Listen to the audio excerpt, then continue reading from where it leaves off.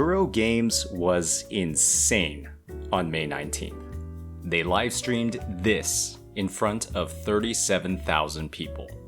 The English version of the pre-launch announcements followed the same overall structure as the JP and CN streams, starting off with a quick introduction from the panel, displaying different cosplayers and voice actor combos across the languages.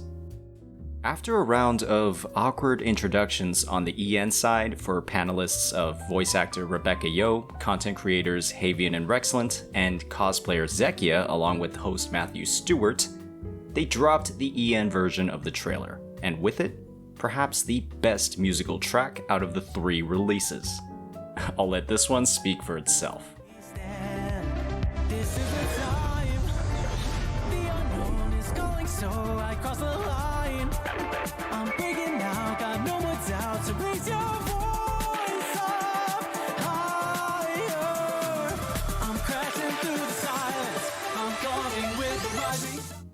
This initial trailer gave us a great overview of some of the underlying story threads, character dynamics, and new members of the cast. Jin Shi and Chang Li revealed as new banners in version 1.1, it's doubtless we'll be seeing some of these new characters in 1.2 and beyond. A huge portion of the livestream in EN was spent on minigames instead of gameplay mechanics, like other regions, where panelists competed to win stickers.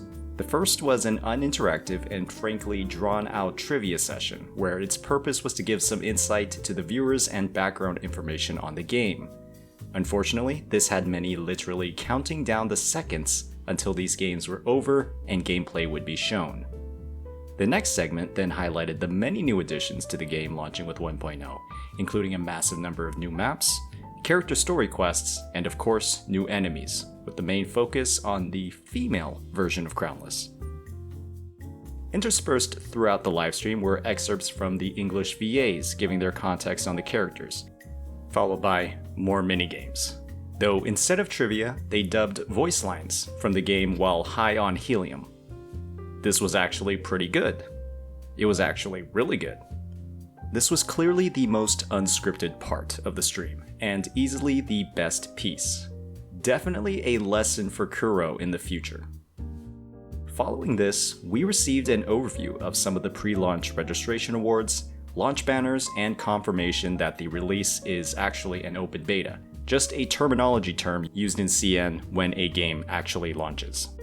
There was also a confirmation of the 50-50 mechanic within the limited banner, guarantees on the standard and limited weapon banner, as well as the beginner discount banner, where with an effective pity of 40 with a 20% discount, players could receive a standard 5-star character. The last item, and probably the biggest one, is the 5-star selector banner, where players would have the opportunity to, with an 80 pity, guarantee a 5-star of their choice. This was followed by an overview of the many different ways that players could receive free resonators through login events, story quests, and game activities like the Tower. We also received news of the very first event, Depths of the Elusive Realm, a combat event focused on roguelike gameplay with a unique play experience each run, complete with its own set of rewards, including an echo and tuners, or experience for that echo. Alloy Smelt will be the second event, complete with its own set of rewards, another combat event, with Overdash being the third event in 1.0. This mode is going to focus on parkour and tools like the grappling hook to complete time-gated challenges for rewards. The livestream then provided dinner to the panelists, with the only catch being that one of these long buns, a food item from the game, was filled with wasabi. One thing for certain though was that these buns were dry as hell. What did they put into these things? The main highlight of this piece was the news that there would only be one more minigame after this one. Following this segment, Ian then got a unique overview of the journey that the two rovers took across the United States. These two cosplayers literally had a bus that took them there, capturing incredible footage from national parks, popular tourist destinations, and of course, Times Square. The last minigame of the night was actually not that bad, Viewers were able to see the payoff for all of that time spent on the prior games, with panelists competing for the fastest clear for various bosses in the game. All I know for certain is that Javian is a confident guy. Wait, you only have 2 characters. What's going on? Should be enough, right?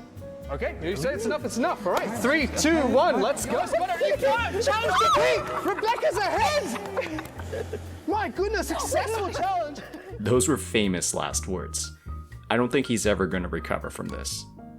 One thing to note is that these panelists were playing fully built level 80 characters against a level 60 boss throughout these challenges.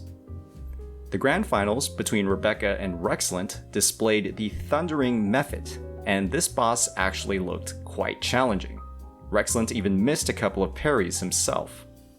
The ending statement by the host does seem to imply that the difficulty of bosses like this may be reduced in the launch version of the game, so those with experience from CBT2 might be in for a bit of a surprise. With Rexlant crowned as the winner, prizes of a customized chibi avatar for Rexlant and a Yang Yang avatar for Rebecca were announced. Definitely not scripted at all. The livestream closed with some official words from Solon regarding his thoughts on the game and his hopes for the future, along with one of the best outros that they could have ever made. Just look at this.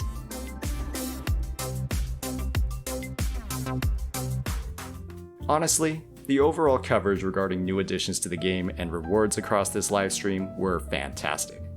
There is a huge amount of content to look forward to and a heavy emphasis on the free characters available across their playthrough and mechanics of their banners. Unfortunately, watching unfamiliar faces grimace in pain while choking down pastries wasn't the best introduction to the game for many people.